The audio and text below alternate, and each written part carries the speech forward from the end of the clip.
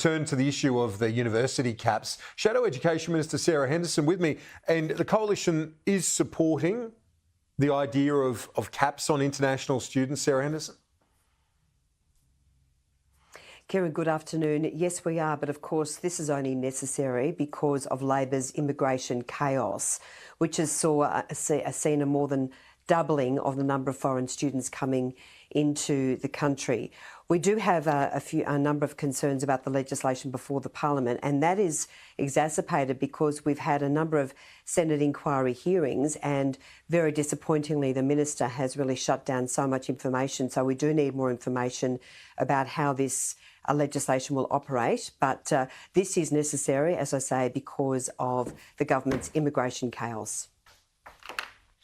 You've had a crack, though, at the Group of Eight, calling it the rivers of gold that they've been achieving in recent years. Are you worried that those universities will use this as cover to reduce the number of local students now? Look, I am, Kieran, and that suggestion by the Group of Eight has already been made yesterday to cut domestic students, and that is simply not good enough. Australian public universities are here fundamentally to educate Australian students, and there are rivers of gold, billions of dollars from international student revenues, and we think the balance is wrong. For instance, at the University of Sydney, half of all students are foreign students. They derived $1.5 billion last year from international student revenues, and yet there are fundamental concerns about teaching quality and declining student experience and learning experience on campus.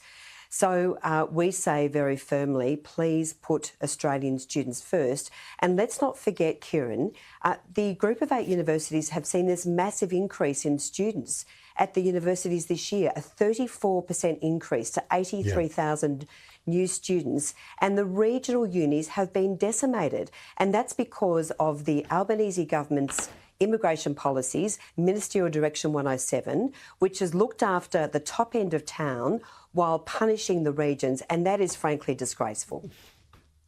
Well, I did speak to the Vice-Chancellor, the interim VC at the University of Wollongong, one of those regional unis. He agrees with your assessment to this point, but he said this change will help provide a level playing field, so he's welcomed the initiative from the Minister. Well, even still, the numbers for regional unis are going backwards compared to 2019. And for the big end of town, the prestigious Australian universities, the Group of Eight, their numbers are going up from 2019 by some 12%.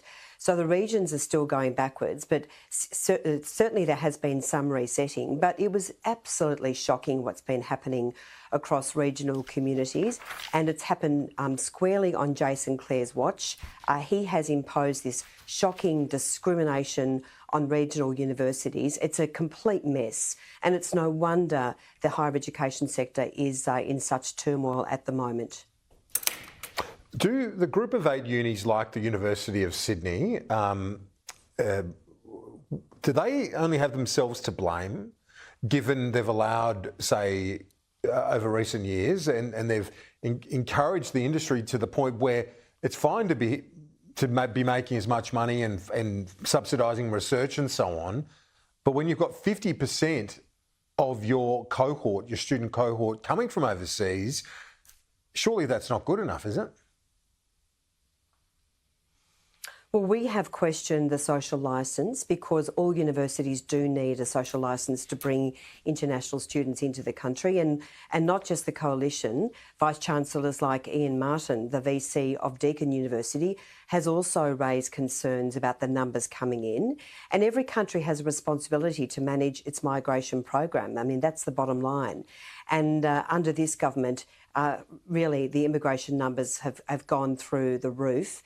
And of course, the government has not considered the impact on housing, on cost of living for ordinary Australians, particularly in the big cities. So we did hear the other day, Kieran, that some 500,000 foreign students are being forced into the private rental market. Now that means, of course, that places enormous pressures on housing.